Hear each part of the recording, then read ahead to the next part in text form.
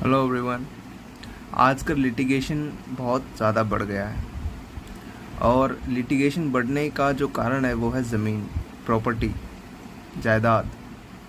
तो बहुत सारे लोग ये सोचते हैं कि भाई किसी आदमी का पोता जो है, उसका ग्रैंडसन उसकी प्रॉपर्टी पर हिस्सा क्लेम कर सकता है उसके बाप के जीते जी। कहते कि इसका तो अधिकार है, बाप बेच नहीं सकता।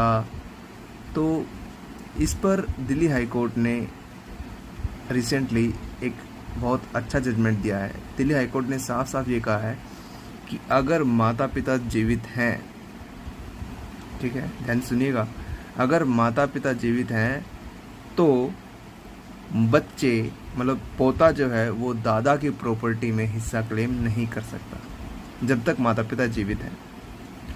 अगर पिता जीवित नहीं है, माता पिता जीवित नहीं है, तो वो क्लेम कर सकता है, वरना नहीं कर सकता। तो सिंपल सी बात है, हिंदू सक्सेशन एक्ट ये कहता है कि जब तक क्लास 1 ईयर्स अलाइव है तब तक बाकी के ईयर्स, चाहे वो क्लास 2 में हो या फिर किसी और सेक्शन में फॉल करते हों, रेजिडुअरी में आते हों, एस्टेट में आते हों, वो क्लास 1 ईयर्स को प्रिवेल नहीं कर सकते।